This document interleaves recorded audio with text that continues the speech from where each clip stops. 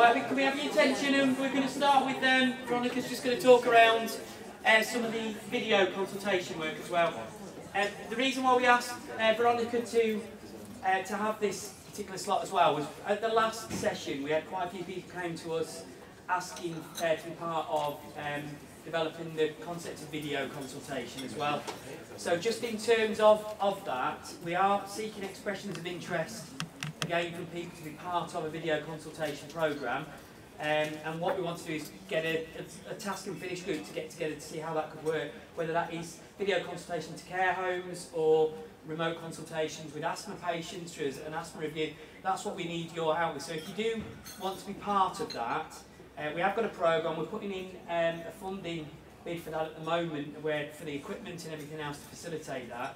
So catch me at the end of this so I can take your details down, or contact me via email or through the Facebook group we have set up for you, and then we can get that group together and start moving that forward as well, because we really want over the next 6 months to have that developed. But in the meantime, Veronica's got some great work they've been doing with video, and we just thought it'd be a great opportunity to invite you over. Well, in 10 minutes I'll talk very fast. I'm a speech therapist, so I can talk very fast and be very loud.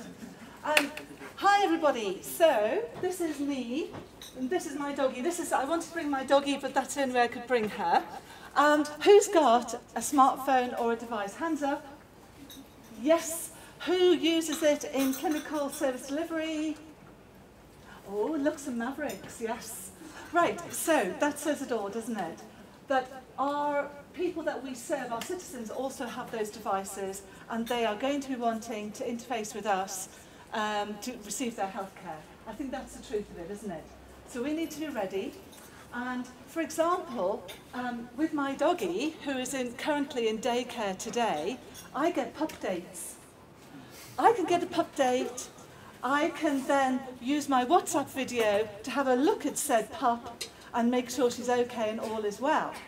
Can we do that with our doctors or our nurses? Not yet, but I think it's coming. It is coming, and we need to ready ourselves. So this is a bit about me. Apart from being a doggy mummy, I'm also a speech and language therapist. I also work with Bruce and the team at the integrated care system, and I also work at Blackpool. Lovely, wonderful Blackpool. The illuminations are on at the moment. Please come. So that's about me. Come on now, it's still a good place. So, look, as clinicians, we've got problems. This is a lovely old slide talking to us about if you leave someone who's had a stroke for very long without an assessment for their eating and drinking, they are going to have more and more problems as the hours go by. That is like a knife in my heart as a clinician, and I wanted to do something about that. That's not the only problem. We know that if we have to go and make home visits, that takes a lot of time out of our clinical day. So I thought I'd better do something about it myself, and so I got together with this old bird. There's a couple of us. We're not in the youth, but we thought we've got a load of experience behind us as clinicians. And if we're not going to do something about changing healthcare, who's going to do it? So what we came to is a conclusion that we need to use digital solutions to roll out our particular expertise, which is eating and drinking problems. So a little old lady in the care home that you have to go and see on a regular basis, always going to hospital, recurrent chest infection, what's going on? They can't get to see a speech and language therapist. Shock me now. Anybody have problems accessing speech and language therapy? Yeah? No? Yes? Yes? Long waiting lists? It was when I was employing an IT system, there was problems with speech and language staff and patients accessing the long waiting lists. Yes, long waiting lists. And when you leave people waiting, they deteriorate. What happens? They come into hospital. And that could be your mum. You don't want that for your mum. So we came together. We said we can do something about this. We can use some technology, it's only video conferencing, that significantly enhances the use of our scarce resource. We're little scarce birds, speech and language therapists, as are your tissue viability nurses, as are lots of different staff, that we've got to now cope with all these people with long-term conditions. And that's why we're in the game. We want to help these people. but we're exhausted. There's not enough of us. You know the scenario. So we thought we'd use a bit of tech, not hard stuff, to increase our productivity. And I thought we were working hard enough, but in fact, if we work differently, we can increase productivity. With tele-swallowing, I'll just skip over that.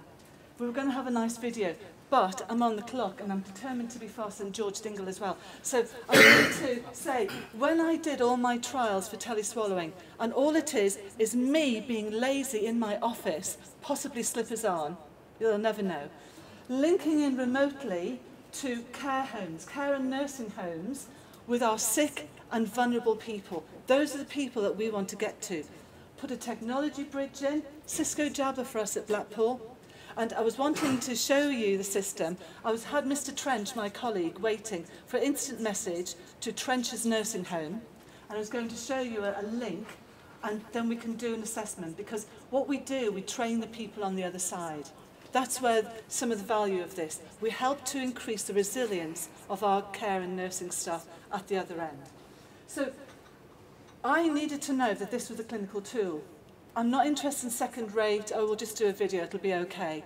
No, I needed to know that what I was seeing as a clinician was the truth of the matter, and we did some clinical trials actually. Dr. Liz Bowden, my partner, my business partner, sounds a bit dodgy there, my business partner is a researcher, and she does things thoroughly. So when we organised the tele-swallowing trials, we needed to know that doing things remotely was as good as seeing face to face. And we've got all the stats you might wish to have as a clinician to show that things are very, very similar. Not quite the same as having a hands-on, but we can get through more patients. We can increase patients' wellness and prevent hospital admissions. So there's loads of evidence on that approach, which suited me. We've also got other evidence. We showed that we can increase our productivity threefold. So rather than going out on a 90-minute home visit, out Classic FM on the radio, stop off for a bit of, something from Tesco's, no, we can save our work life, well, we can increase our work-life balance, obviously, but we can actually help our teams to increase the productivity. University College London proved that we can save 10.38 weeks a year of clinical time. Boom. So I had all that behind me. Tele-swallowing is a product. I've had to become a business person as well and roll it out. So if you are referring to your different trusts to speech and language therapy, please ask, are you using tele-swallowing? And I'd like to know, because not many are using it at the moment, but I think there's a possibility to, it's only video conferencing, so that would be good to know. So with my expertise in that, I came out of clinical practice and I went into the informatics team. I've gone across to informatics. Boy, has that been a big learning curve. Lots of men in there. Who would have known it? I've come from a predominantly female profession. It's been great. And hey, not in that way, I'm a married woman. But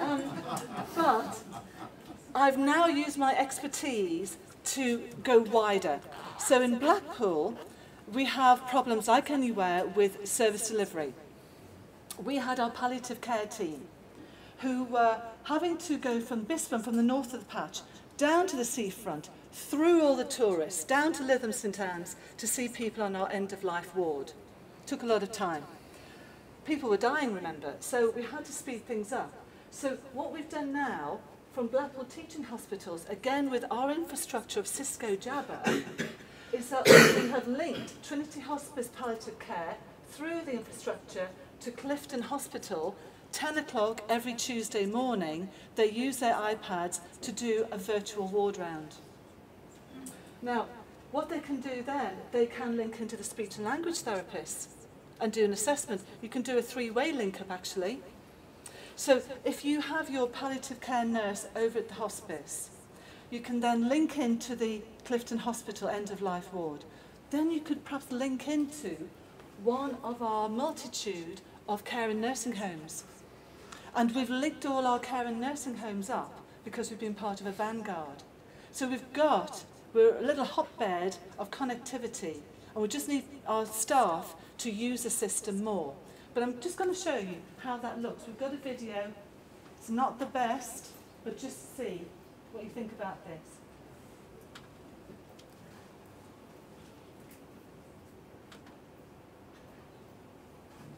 The palliative care service at Trinity Hospice is working with Blackpool teaching hospitals to provide end-of-life services remotely.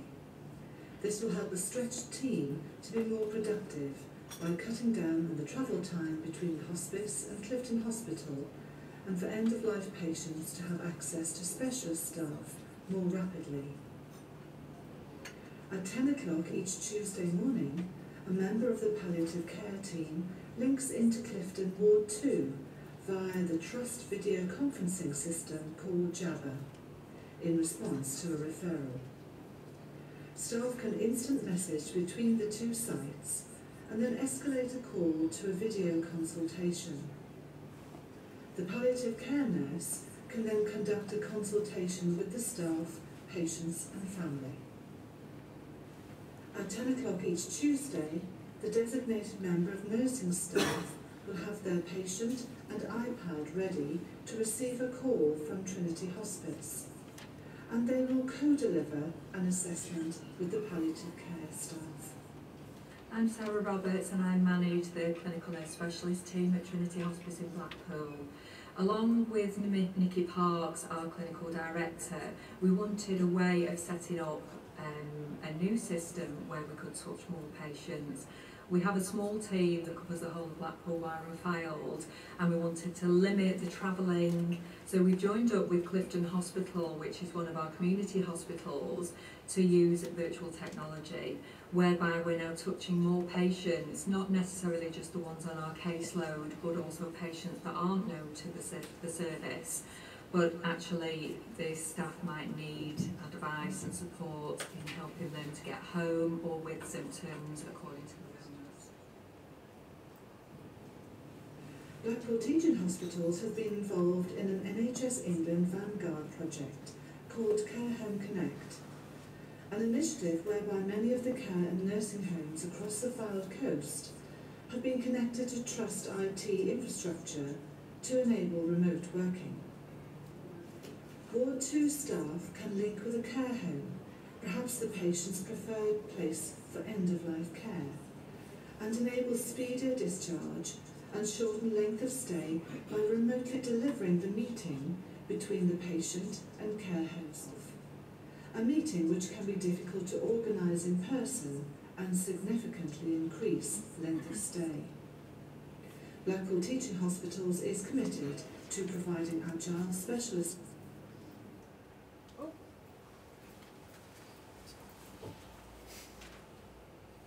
What do you think? Brilliant. Yeah? So you can get eyes on. Because as a clinician, you can see an awful lot, can't you, by seeing someone. If you're taking a phone call, you don't know who you're talking to. The person could be saying all sorts of things that's not true, that they're not losing weight, they're not out of breath. And if you can see someone, you can learn an awful lot. Just filling in here now, filling in to the next slide. Teaching Yes. hospitals. Oh, we don't want to see that provide again. Yes. What difference between that system and say Sky for? This is secure. So it's our trust system and it's end-to-end encryption. Skype is a public system and I don't want data going down there. As a clinician, I want everything to be secure. And so when the hospital was putting this in, this is an easy fit around that. It's that security that I need. Okay, so have we seen Father Ted and the Bishop Brennan? Yes? So when you use systems like video, and when we use Orca, and when we use the Orb, we evolve as clinicians into becoming digital leaders. And so that requires a different toolkit. That's why we need things like apps, but not exclusively. We do need the hands-on still, or even we need eyes-on. And this is a way that we can begin to evolve and change how we do things. So I've got a few do and don'ts, but but I need to move on. Right, okay, get on with it, you're saying. So if you need some help, I do work with the integrated care system. I'm here as digital leader to help you to get over some barriers. And remember, barriers can be overcome, and you can find ways through. A little friend might be able to help you through the different barriers that you might experience. I'm your big friend. We've got to change, we know that. So, what I'm trying to do here, this could be anybody, a clinician. We're going from this sort of thing, from face to face, and we think that's gold standard. It was maybe, but it's very time consuming. And if we're seeing people face to face, we're leaving somebody else suffering and dying. That doesn't sit well. So all I've done here, sorry about the desk, that was my desk. not like my mind, sharp my mind, but it's cluttered. So we need to move, don't we? We need to move the systems on. And so what I've got here is that as a clinician, we're always thinking about the patient. Please do not, think that we're not. And there's always going to be hands-on. But we've got a different toolkit. We can use software. We can use all sorts of things these days to give the best care to our patients. So this is me. That's not me, obviously. But this is me. And I'm just interested in what he had to say, that we have got different toolkit these days. Let's use it. Let's do it together. Let's not be scared. Let's go through the barriers together. And thank you very much. How long was that? Just over 10 minutes.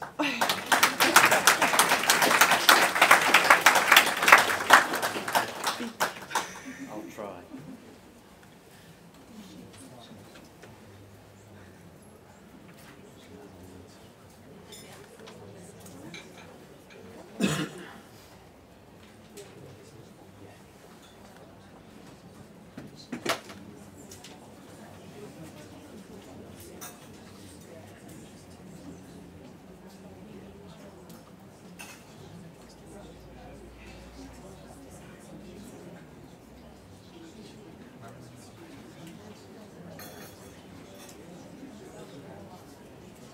Right guys, I know I'm going to have to rush this a bit just because we're running a bit behind time, but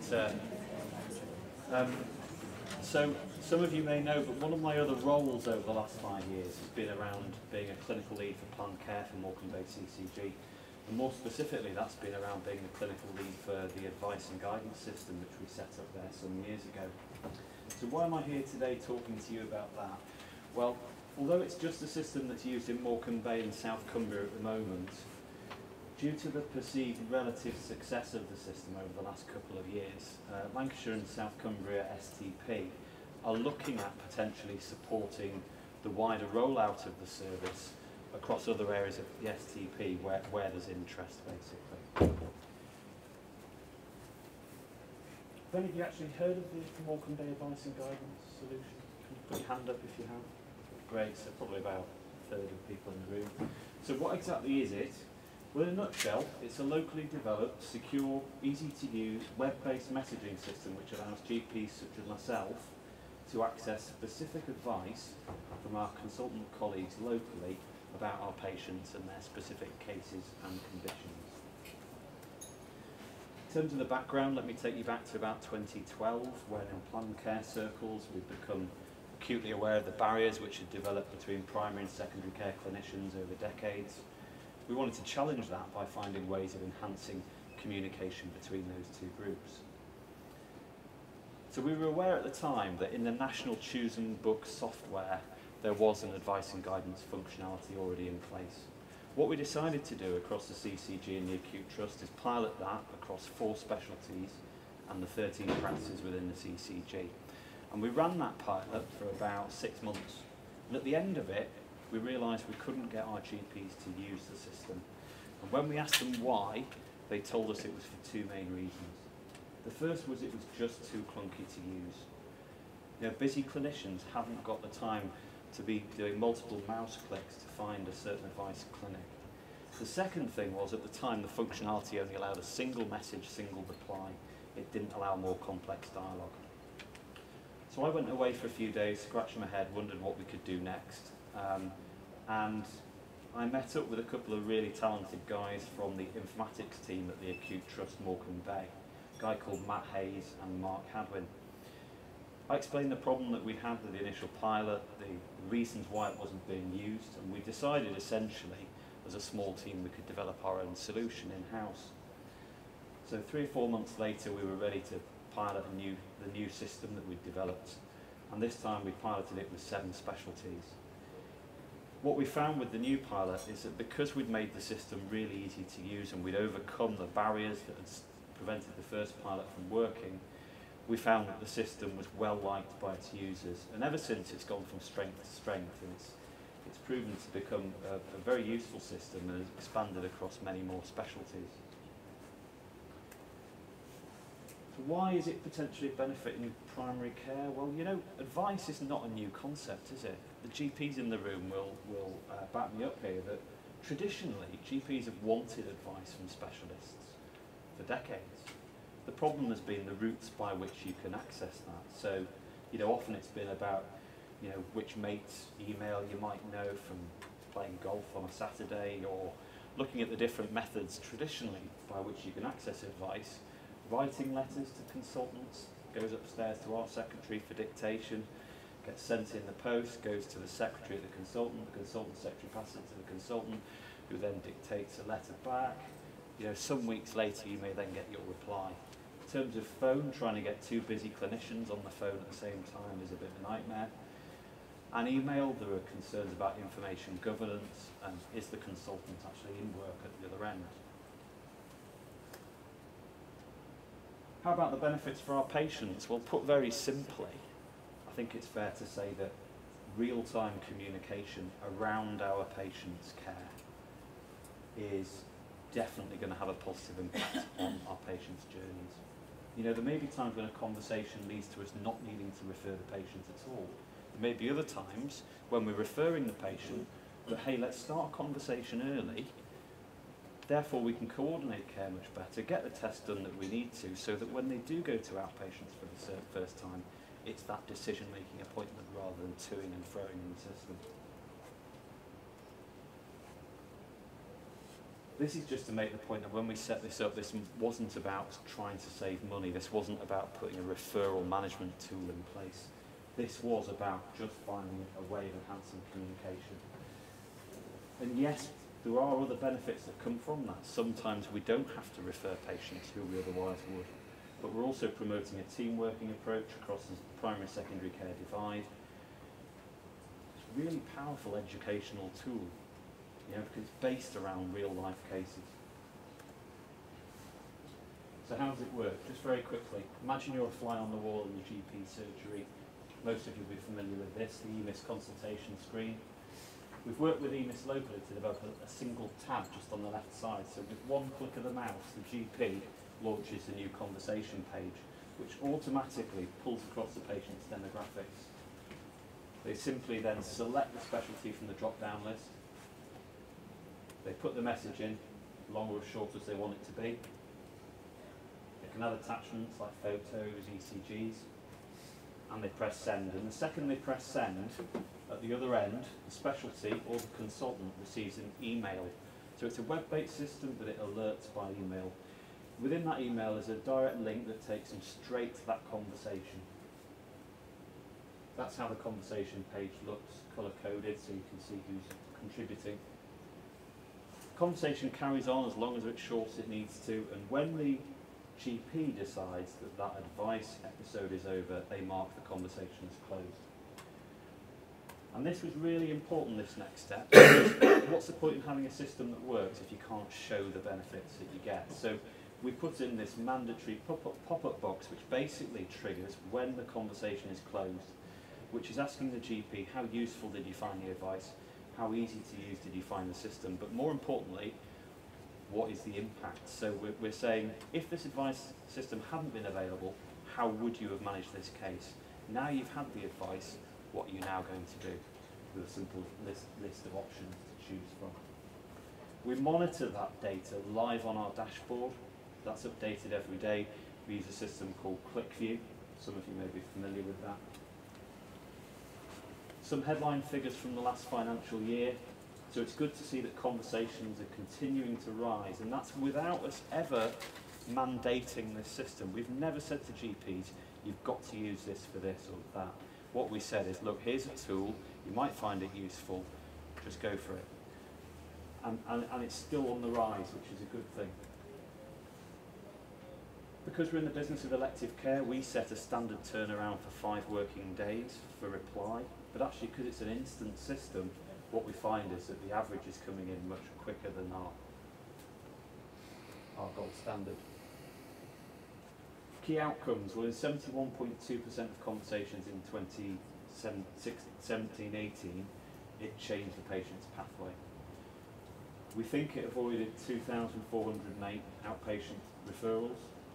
Interestingly, even though we use it for elective care, somehow it managed to prevent 64 GP admissions. And if we break down the subset of those 8,013 conversations, which were where the GP has said, I would refer to outpatients had this not been available, that number after the advice drops down to 1442 from 4391. So that's a 60% reduction for that subset of cases. Users seem to like the system. So 94.8% of users said last year that advice and guidance was easy to use on a per conversation basis. And 92% of occasions did they rate the advice as useful or really useful. What's happened since the pilot? Well, we've expanded across 23 specialties across the acute trust. We've developed automated breach alerts that basically are like automated email alerts to warn the GP if they've got a conversation stagnating that they've not closed. Also warns the specialist if they're about to approach the 5-day period for reply to the initial request. Because it's a communication tool, we're looking at other ways of developing it. So at the moment, we're rolling it out across our nurses. So in primary care, we've got chronic disease nurses in respiratory, diabetes, cardiac.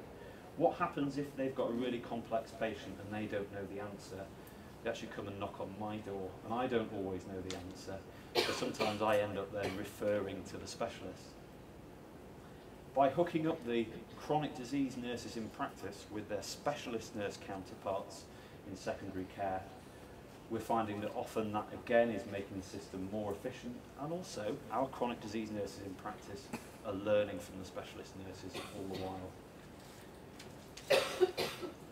Thinking about what we've done, because we've got a lot of practices now using the system and loads of specialties, if we had to add and remove new users centrally, it'd be a bit of a nightmare. So we've developed an admin app that sits within every practice and every specialty, and that allows practices to add and remove new users, such as locums, our learner GPs, and also allows for safe governance, the reassignment of conversations if, say, a GP suddenly goes off sick, for instance, or something like that. I could whitter on for ages, but I'm going to stop there, but I'm very happy to take any questions. If you have any other queries, please don't hesitate to email me. Yeah, can I ask you something? Yeah. Do you share any of that richness of information that you get from your consultants with the other users? Because obviously these questions might arise time and time again. So when we developed the system, 2013, we had a kind of a development meeting where we looked at prioritising 101 or more things we could do with the system, and the one that I took as top of the list at the time was the ability to anonymise a conversation and ping it out to the GP community. Yeah, because that could be used for CPD, all sorts of things, and it's sharing your learning. For one reason or another, you know how it is with the limit of time and resource, we've just never got around to doing it. But it would be easy to do. You know, another suggestion is actually having a keyword function. So GP starts typing the advice and it picks up other conversations from the archives. That again, technically, would be quite easy to do. And the other question is specialties. When you have a specialist, when you send off the message, does it go to a group of specialists if they're on leave or sick or? So specialties have the choice of how they want to configure it. So we can do it in a cascading email, whereby if one specialist doesn't reply within 4 hours, it goes to the next in the group. But most specialties prefer to do it through a generic single email, whereby they might have a consultant for the week or that sort of thing. But there's 2 or 3 ways that it can be configured. It also links in closely, as well as with EMIS, it drops directly into the EMIS consultation through the MIG within a matter of a day or 2. Similarly, it happens at the hospital EPR end as well. That last question what I was going to ask you, because in practice there are a lot of initiatives, for instance, work that everybody will be doing at the moment around people of childbearing age having sodium valproate. Yeah. And the recommendation is that you send them to a neurologist. Yeah. Now, they wait for more than 6 months to go to a neurologist. Yeah. They could be pregnant well easily in that time. Yeah. So in that circumstance, this type of thing would be really extremely useful. It'd be brilliant, and neurology is one of the specialties we really want to get on the system, because, you know, with the long waits, you know, there's a lot of times when we're after just management advice or reassurance or an opinion, or maybe even an investigation that we can't traditionally get. So, and they might not even need to see the patient.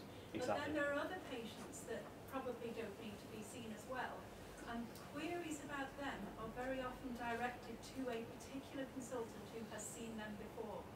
So you've seen this patient before, this is happening, I could do this or this, but you know, what would fit better with yours? That's right. I mean, so can you just put the name as a suggested person to answer it? You could. I mean, it was an anxiety of ours. Would people be happy to get advice from a generic specialty?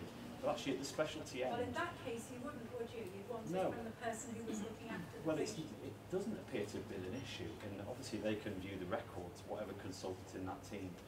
But there is the ability for consultant X to reassign the conversation to consultant Y when they see, actually, that's Dr. X's patient, I'll send it to them. So if you put that, then there would be that job to them. If they wanted to pass it on, they could. Correct. I'm really conscious of time, Mark, so... Okay.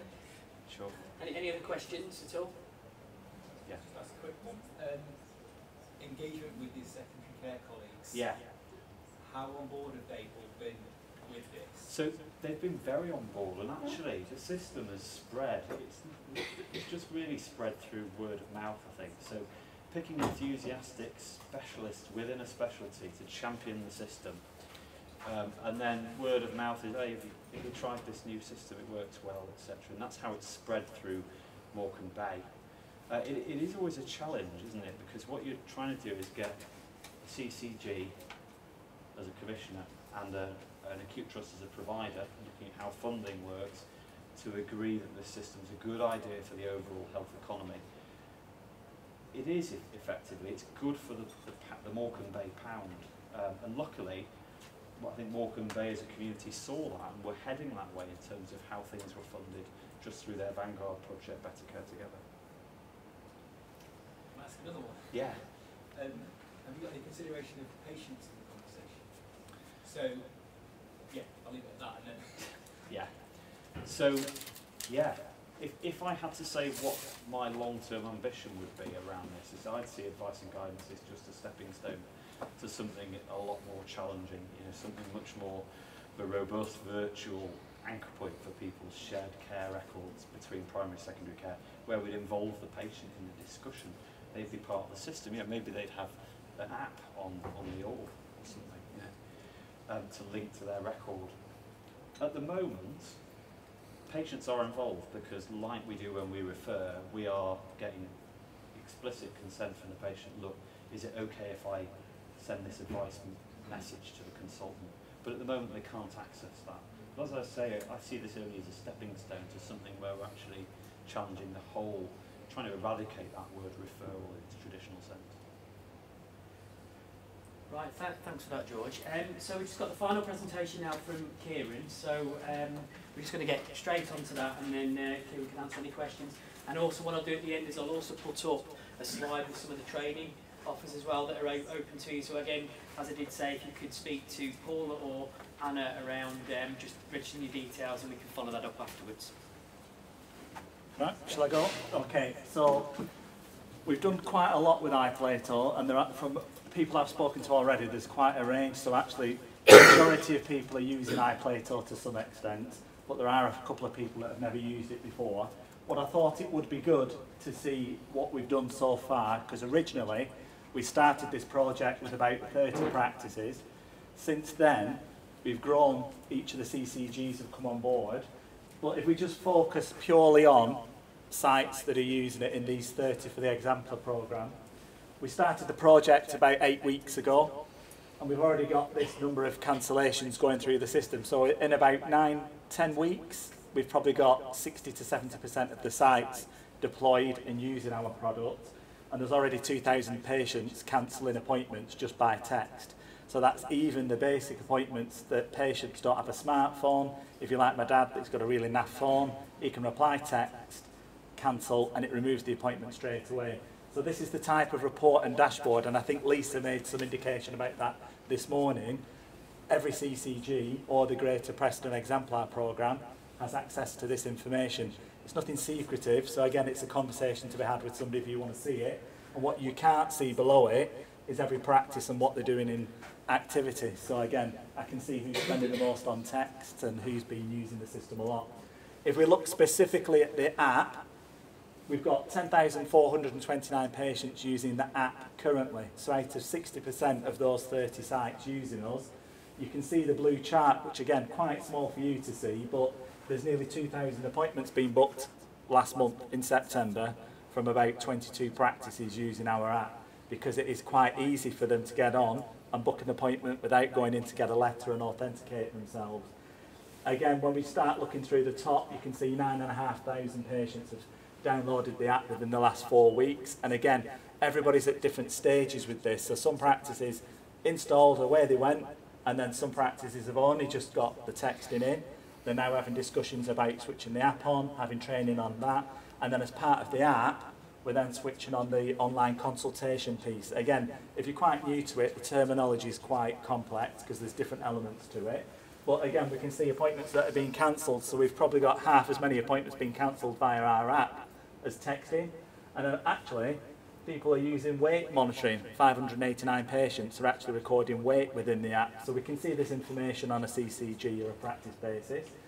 And then to give you an idea of the coverage that these 30 sites give us, we're currently accessing about 317,250 patients that have got access to iPlato and the app currently. So again, that's only going to increase. You may have heard the term pre-GP. So if you hear the word pre-GP, it relates specifically to online consultation. And again, online consultation can cover a vast area of things. But to us, it's when a patient goes on to book an appointment and they're provided with information. So in this scenario, patients booking an appointment with a GP, and before they get to that point, we're giving them information so that they'll actually go to another resource and be diverted along that route. Again, I heard somebody mention that they want to divert to things like paramedics, extended access. That's a work in progress. We have captured that, and that's going to filter through. And I think you mentioned something about appointments being visible. Once they're gone, looks like you've never had anything on. We've done that. That's going to be in the next phase as well, so I'll show you that as well. So the enhancements that are coming are going to be automated. So at the moment, we give you the information as part of the booking process, irrespective of what they type in. We make them capture information, so they might put in back pain, and then the next screen just shows a directory of services or information. The next iteration that's going to come out will actually know that they've put back pain in, and it'll switch straight away to the back pain screen. Again, maternity, baby, sick note, so it makes it a bit more easier for the patient. It's a bit of a journey, so most patients have never done anything online, so to move them from maybe doing nothing to using a fancy app with all this stuff in it, we're trying to lead them down the path. So that's why it might feel to some of you it's a bit slow, it doesn't do X, Y, or Z. We need to get them through, train them really, to use the system properly. Alternative pathways, so I'll just show you, these are the screens for that. So again, I'll just quickly show you those. So those are how the screens would pop up. Again, it's hard for you to see because the screen's quite small, but on the left, the sick note screen, that would pop up if they've typed in sick note. They can then click on cancel appointment if the information that they're interested in is relevant. They can go to learn more. We'll take them through to the government website to provide information. Prescription ordering. So again, I've heard some people say, when are we getting prescription ordering? We have been accredited by EMIS and NHS Digital for prescription ordering 2 weeks ago. So that has been done. We have been authorised for that. If you print the letters off, you won't see us on the letter yet, because what we've got to do is prove to EMIS and NHS Digital that everything works.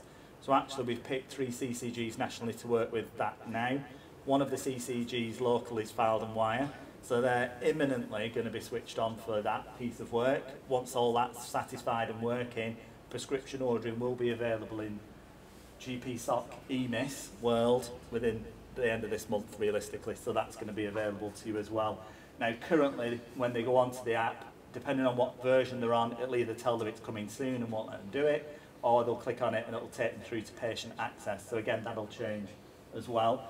Going forward, what will happen is, they're already using the app, so it's a bit of a two-tier service, because if they're on the app, they've never got a letter, they've not got any authentication details, fine, they can still get in, book appointments, talk to the practice. If they've got user details from patient access or online services now, it's the same service details that they use for anybody. So actually, if they click on user details and account and type these things in from patient access, it will let them in because the details are the same. Because they're authenticating themselves on the app, it will remember them. So when they go into our app with the fingerprint, the face ID, however they're doing it, it knows it's them. So when they try to order prescriptions, it's all remembering the information. So hopefully we shouldn't have the issues that we've had with the email address details. Streamlined appointment booking. So other things we're going to change are when the patient goes on to book an appointment, if they've set up, so again we were mentioning proxy access, if you've added in your children, your father, your mother-in-law to your app to be able to book and cancel appointments for, when you click book appointment here, the next screen automatically asks who it's for, whereas at the moment they've got to know who they're booking for because they'd select a different person. Once they get past that, it's then this is the screen that you were interested in because it would still list all of the appointments. And again, people are saying, it looks like we're not offering them. I'd rather it said, appointment's gone as 0, so we're working on that as well. And then again, when they go through to the M1, it's a bit more slicker. And I think you're kind of getting feeling of that if you've used the most recent version of the app. It's become a bit more user-friendly.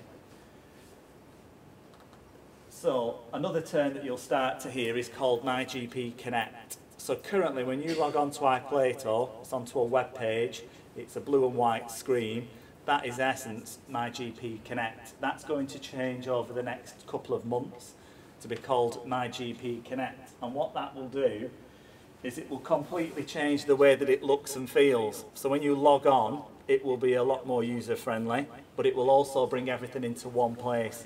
You'll see all the appointments that patients have been booking. You'll then be able to drill down into those individual patients to see what's going on with them. You can flag them, so again there's a little flag icon, telephone, video. So we're now in the realm of adding in online remote consultations for the patient. So the next term is CGP, so that's our version of video consultation. So again, we're going to put everything in there so that it's one tool for the practice to use.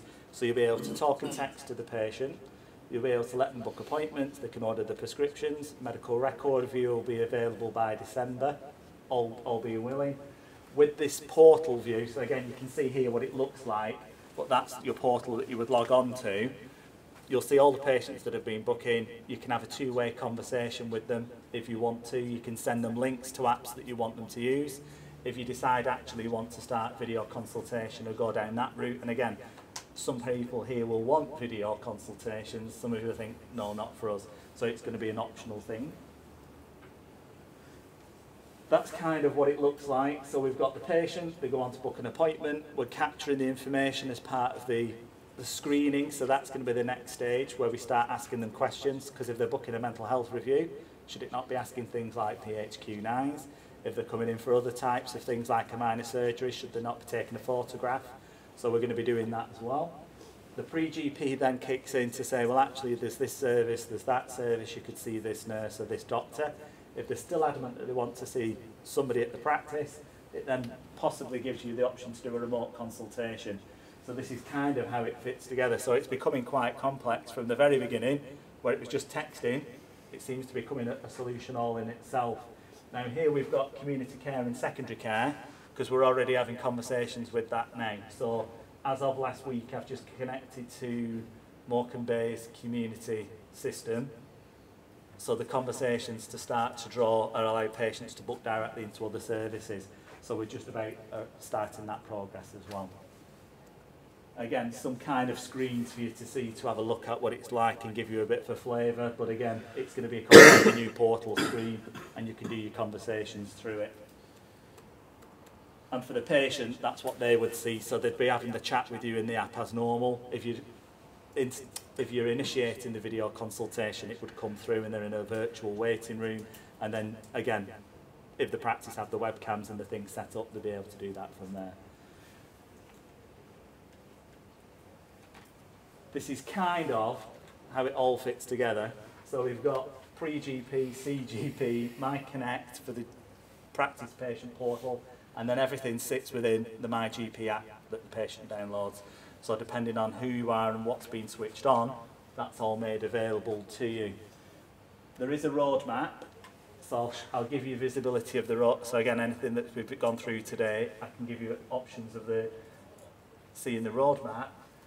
This is this quarter, so this is to the end of Christmas, but as you can see, remote patient monitoring's in there as well. So if you didn't know, we're already working with Morecambe Bay and a piece to remote monitor patients, whether they're in a care home or a different setting, and that information can be viewed within that Connect portal. And if you really want the value and you want to bring it into EMIS, you'll be able to import it in. The development work for that starts next week, so that should be available by December as well. We've got other things like data capture, so that's where, again, you're asking for information from the patient as part of the booking process. That falls into the next quarter. Medication management improvements, so that's tricks like if they're ordering prescriptions and the system knows, because we're part of that ordering process, should it not be nudging them a week before the prescription's due to say, do you need this? So those are those things that can be brought in further down the line. And then it then probably ties into things like medication optimization, so people can see whether or not they're ordering it all this, but are they taking it? Because you can set medication reminders in there as well. I realise that's quite quick because I'm concerned at the time. So if anybody wants to ask me anything, I can run through that.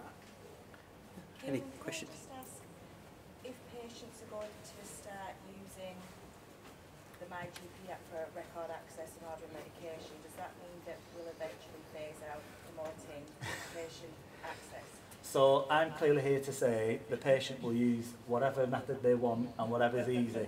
But in an ideal world, yes, we don't want them using patient access. You know, clearly if the direction of travel is everybody's on the same platform and the message is the same.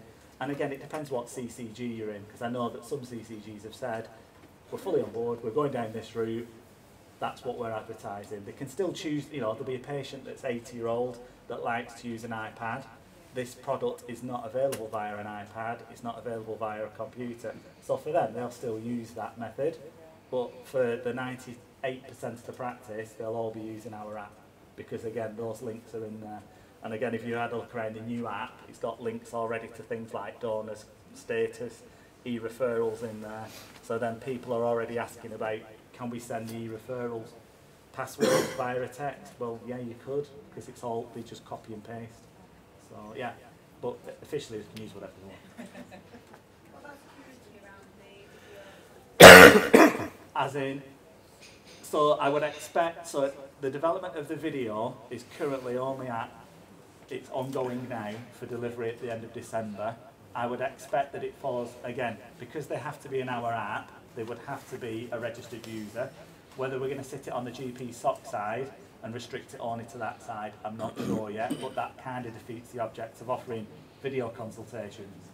Again, with those types of video things, it's down to procedure with the practices, so sometimes they'll make them hold up a passport or a driving licence if you've ever done it, so you can do that. But again, everything we're doing is within the N3 in any way, so yeah.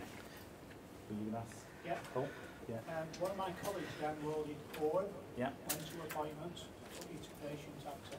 Yeah. Will iPlay or replace patient access if your practice is on iPlay? Yeah, so just we were having that conversation. So the reason that is because we've got quite a few practices where it's not enabled. So we had to make a decision. If we originally went with MyGP as the default, tested it out, and in quite a few practices it said this isn't available in your practice, so we didn't want that to happen. I think Ross will probably be able to elaborate as well on the Orb. So what will happen, we're looking at that you would select your practice, and provided the practice is enabled with MyGP, which is what we're looking to do, then MyGP would be the default, yeah.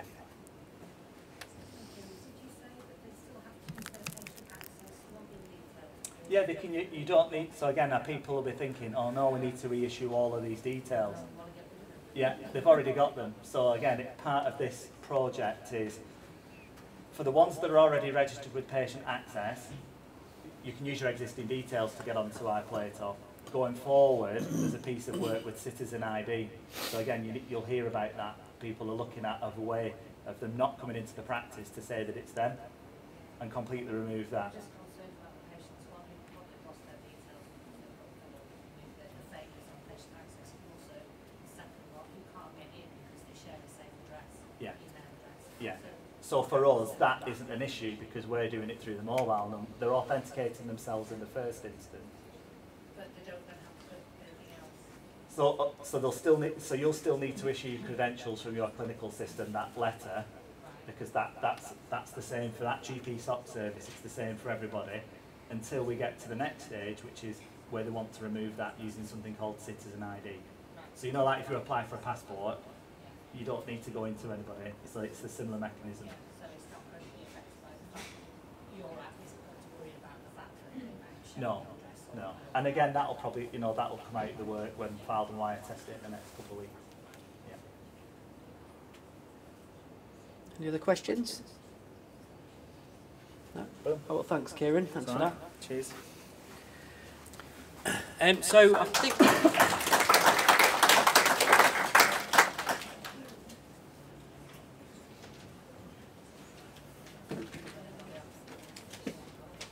So that pretty much wraps up the session. What the next steps will be we'll make available a lot of the information you've seen today, so we'll be sending it out to you. I mentioned some of the training that's available. These are just a selection of the training that we're running, so we're going to aim to do these in your sort of various regions. So there's just a snippet of some of the things that's available. If you could send expression of interest to Paula and to Anna, and they'll collate those, and what we'll look to do is get some of those booked in for you. But again, they're for your practice staff, so do make the most of what you can do on it. Anything else you've seen today, anything if you want to know more about the Orb or My GP and that as well, we can make all that available. And if you want us to come into your practice, as we've done recently in other areas, and do a bit of engagement with your patients, then we've got that offer open to you. So we're going to try and make these sessions sort of every 3 to 4 months, just to capture development. So we'll be looking maybe towards the end of the year, where we'll get another one in before Christmas to just update you on sort of the developments of all the things you've seen today. But thanks very much for coming, and we will try and revolve these around as well. So we've been to Lancaster was the last one. We've come down here, so we'll probably look at another one of the locations, either out towards the east or the west next time. Do you want to? Evaluation forms, and I'll collect them. Right, yeah, so just in terms of evaluation forms, could you also make sure you complete those, and Lisa will collect those for you as well, and that'd be a big help. So, right, thank you for coming. Thanks everybody. Thank you.